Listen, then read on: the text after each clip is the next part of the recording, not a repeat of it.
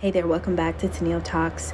This reading is giving me the energy of side hustle gone wrong. Now, when we're talking about a side hustle, that is pretty much our attempt to earn extra money. Maybe we have a 9 to 5, maybe we have a main job, but the main job is not making ends meet.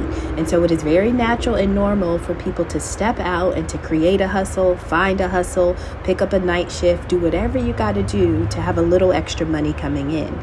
Now, the side hustle that was chosen for this reading is coming up as sex. So we're talking about somebody literally making their side hustle the act of harnessing sexual energy. So when we're talking about harnessing sexual energy, that means that you can channel and you can utilize the physiological and the emotional sensations that are associated with sexual arousal, and you do that for personal growth and empowerment. So two people come together, have sex. Now, to one person, maybe they're thinking about intimacy. They're thinking about connection. Maybe they're thinking about love. Maybe they're just thinking about connecting with their partner. But the person that I'm describing in this reading, this is somebody that goes into sex as if it is a job, as if it is a side hustle. So when this person has sex, they are looking for it to give them a return. They are looking for the sex to give them a paycheck. The paycheck for this type of side hustle is going to come to you in the form of inspiration, drive, increased vitality, passion. Your mood will be boosted. Your creativity is enhanced, right? And all the while, this is the side hustle you choose because it provides you with the sense of vitality. And so imagine if you're walking around like Eeyore, right? The donkey from Winnie the Pooh. Think about the temperament of Eeyore. But instead of Eeyore, you really want to be Tigger. And so this person decides, oh, I know what I'll do, right? And so this reading shows that there's a person in poverty. Now, they didn't have to necessarily be financially poor, but this is somebody that could have been emotionally, in order to choose this type of side hustle, emotionally something had to already be broken, right? And so this is broken thinking, this is broken emotions, but this is somebody that wants to return to a state of power. But in order to get there, the route that they took was problematic. Somebody says, okay, I'm going to get a whole relationship. So most of us would go get another job. No. This is the type of person that went out and got a private relationship. And they thought that it was through this relationship that they would get the ideas, the spark, the inspiration, right? And so they're going from Eeyore to Tigger by way of a private relationship with, when they harvest the sexual energy, it will move them up. Now, this is a person that wanted personal power because they wanted to be seen or perceived differently in a community, right? And so their personal and their professional connections is really what they wanted to enhance. So they decided, in order to get the growth that I'm looking for, right? This is somebody that already knows the kind of future that they want. They want a future where they are receiving support. They want a future where they're receiving prosperity. And so in order to secure this type of future, they're using a private relationship. Now, the energy of the person that they are having this private relationship with is coming out as somebody promiscuous. Now, when we're talking about promiscuous, this is somebody who sleeps around, somebody who has friendly pussy. Does anybody remember the Shannon Sharp and the Monique? You know how Kevin, God, y'all help me. Cat Williams was on Shannon Sharp, right? Shay Shay, Club Shay Shay. And remember how that blew up? Well, not long after Cat Williams was on Club Shay Shay, Monique was on there. And she was talking about emotionally what she was like growing up and how she related to men, how she had no problem being loose, no problem being, sleeping around. And she was talking about a conversation that she had with her husband. And her husband was like, don't worry, baby, you just had friendly pussy. And her thing was, she wasn't promiscuous like a hoe, but like there was just a void in her. And so the way that she attempted to close or to meet the void, it was through just being open, having friendly pussy. So in order to have a private relationship, in order to gain the power that you want by harnessing sexual energy, there's a certain kind of person that you kind of got to be locked in with in order to make this happen. So this private relationship was with somebody that had friendly pussy, and they were hoping that By taking this energy through sex with this type of person, their future would be solidified, meaning they would get the status, they would get the fame, they would get the promotion, whatever advancement they were looking for. But this is where it goes left. The reason why this relationship is private is because this person was married. And so the King of Cups that wanted to increase their personal power, that decided to pick up a side hustle or a side job of harnessing sexual energy, is also married. Now we go a little bit further. Not only is the partner that they chose is promiscuous. Listen, if you need to harness sexual energy, then you need a promiscuous partner, because you're going to need to have access to sex quite often. Somebody's going to have to feel the same way you do about sex, right? So it seems like that part was fine. He found the right person to do this work with, right? They're essentially co-workers. Got the right co-worker. He could get the job done. He could get the money he needed. However, it was the character of this person. So they had the friendly pussy, but what were they like emotionally? What were they like mentally? And so now this person has recognized that they have gotten in alliance, meaning the side hustle, the night job that they got, it is a whole bugaboo, right? So you're getting the energy, but who are you working with? What is the type of person that would do this? Now, I don't know if the promiscuous coworker knew that this King of Cups was already married, but they're coming out as somebody is married. The same personal power that this person was seeking to draw by way of this private relationship through harnessing sexual energy, now this has thrown their relationship, their marriage out of balance. And so the private relationship tells me that it was not supposed to have been known by other people, not even the spouse. And so this is essentially somebody coming home with more energy, more money, and they're seeming and appearing to be in high spirits, and they're confident, and they're in control, and they're having success. But the spouse may not have known that they were getting this energy because they had a private partner that they were being sexually promiscuous with. So here's the thing. They've linked up with a bugaboo. So this is a bad investment, because this is the type of relationship that you just can't quit. When you've gotten all that you want from this side hustle, from this night job, you just can't walk away from it. This is the coworker that doesn't want you to leave. They don't want you to quit. They want you to keep this job. But how can you keep a marriage and a private relationship where you've been using it to harness sexual energy?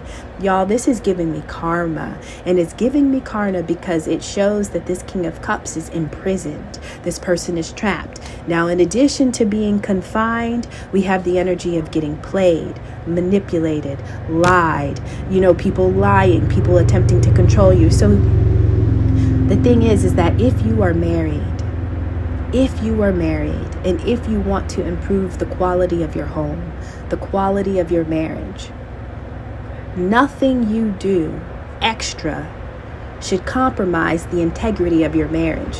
Whether people live this way or not, marriage is really about two people joining and merging with the Most High. So you got to remember that marriage that you are wanting to see grow and thrive, or that marriage that you are wanting to inject a new life or a new spirit into, it is not just you and your spouse. It is also you, your spouse, and the Most High. And so when you make moves in private, when you make moves in secrecy, you're not doing it without being seen and sensed by the Most High. And so what award can you really get? You know what I'm saying? Like, what can you really accomplish if this is how you are moving outside of a union that is supposed to be divine, a union that is supposed to move with integrity? And so now the marriage is out of balance, but the marriage is out of balance because they have linked themselves up to a bugaboo. Yo, this is a horrible investment. This is an investment that you thought was going to give you gains, but instead of giving you gains, it is depleting you. So not only was your marriage weak, but now the side hustle that you use to strengthen your marriage is also draining you. When we're talking about a side hustle gone wrong, this is negative consequences. This is financial loss. This is legal trouble, right? This is damage to your reputation, because if you got a bugaboo or if you got a private relationship, what if they don't always want to call you at night? What if they want to call you at work? What if they want to call you when you're having dinner with your family? What if they want to call you while you're in the car with your wife on the way to church, right? And so for it to be private, but then for you to be a bugaboo, bugaboos don't have boundaries. Bugaboos don't honor or respect whatever situations you already had in play. A bugaboo is somebody that literally likes to pop up and say boo at any time of day, no matter who you're with, no matter who you're around. They will bug you.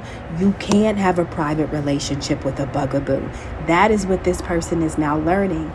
Maybe they thought they picked the right hustle. Maybe the hustle was giving them the returns. Maybe it looked like a good investment, but the character, the quality, the core of who this person was that they were engaging in this with, that is where it turns out that they experienced a loss. So this person is going through significant stress. But it's really because they planned poorly.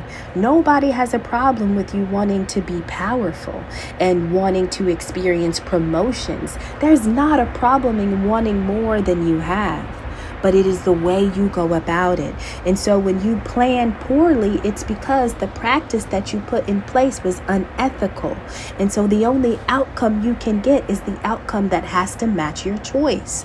Y'all, the outcome of this is showing that this King of Cups, who was married, is now imprisoned, but they are imprisoned by way of a child. So this is essentially like the bugaboo that was only supposed to be the night job or the short-term hustle or the gig, right? This is essentially the gig becoming a 9-to-5, the gig becoming a whole career, a whole profession. But guess what? This person already had a profession.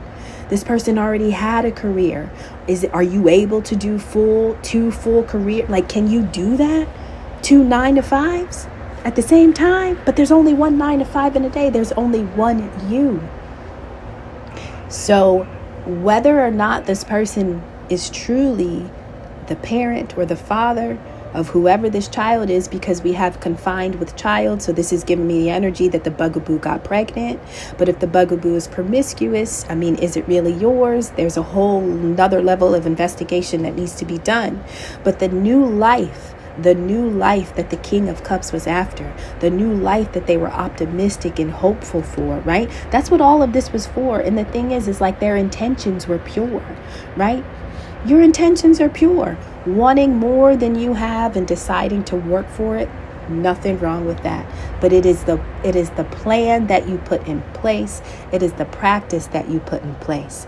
If you plan poorly, and by poor planning, it's because you've done something unethical, there is only one outcome that you could have ever experienced. And so right now, the King of Cups that decided to use this plan is coming out as getting played, being manipulated, being controlled as way of lies. Now, because it says manipulated, played, control, and lies, that gives me the energy that maybe the pregnancy or the child that it says they're confined to, it may not be theirs, but it doesn't matter. It doesn't even matter whether it's yours or not. Just imagine the energy and the stress, right? You got into this situation to improve, to grow, to advance, and now it is depleting you. Whether it's a lie or not, just being accused or somebody telling you that this is yours, you never signed up for that. But if this is your outcome, it means that even if you didn't sign up for this, you were playing for this. The way you played got you to this spot.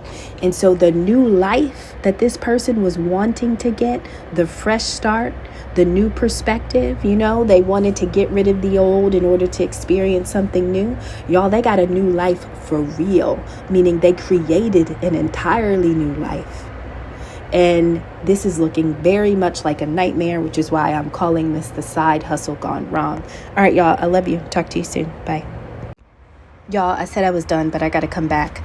I have learned, and I'm sure you can piggyback on this, there are a lot of married couples where one spouse is going out to harness the sexual energy, and the spouse that is not engaging in the sex knows exactly what their partner is doing. They know exactly what their partner is going out to do. But a lot of times, whether this is spoken or unspoken, the rule is don't bring no babies home, right? And so listen, a lot of women may know that this is what their partners are engaging in, and maybe many of them make peace with it. Now, did they know that this was the side hustle? Did they know why they were doing what they were doing? Because they wanted to grow the family, because it would benefit the family? Maybe that's why people would become okay with something like this. But remember that marriage is not just two people. God is included. So anytime you move your marriage in a certain direction, God is with you, right? So you can't necessarily just go lay with people in order to finance your marriage, in order to make your marriage flourish. You can't do unethical things. You can't do sinful things and think that you are going to experience God's blessings. You're not going to be able to do that and think that God is going to. Now, for a period of time, the reason why people do this is it is successful. I think we all have a leash. I think we all have a leash, and our leash is called free will. And for a certain amount of time, we can go the distance. We can go as far as our leash will allow us. But there is a time that is unspoken. There is a time that is unseen. And when that time strikes on the clock that none of us can see, that essentially is karma and dharma, which is not good nor bad. But everything that you've been doing while you were on your leash, when it's time for the Most High to pull your leash back, when it's time for you to come back on home, this is where you have to be accountable. This is where you have to pay for the choices that you made while you were running around freely using your free will.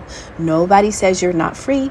Nobody says you can't make certain moves, but it is the quality of those moves that determines what happens next when your time is up, right? When it's time to pay for what you've put out, that is when you get to choose. Well, if you don't like what you are paid, it's because what you did, it wasn't beneficial to all. Maybe it was selfish. Maybe it was only about you and not the collective. When we're talking about karma, when something is good, it's because whatever you were putting out, it was beneficial to the whole and it wasn't selfish. These type of situations are selfish. Whether the married couple is on board, it doesn't matter. This is selfish. But I think it's even more dangerous when you have a divine vehicle. That's like committing a crime, but you're driving around in God's car. Can you imagine going to rob a bank, but you're using the Most High's car? A marriage is a vehicle. It is the Most High's vehicle for union, for family. And when you drive that vehicle, it takes you to certain destinations. But when you detour and you decide, I want to get to the destinations faster, right? I don't want to take as long. I don't like the exit. I don't like the tolls. When you decide to take a shortcut, you got to remember you're still in the divine's vehicle. And so to commit a crime in a godly vehicle, I think is asking for double the trouble. All right, y'all, I'm gone for real. Bye.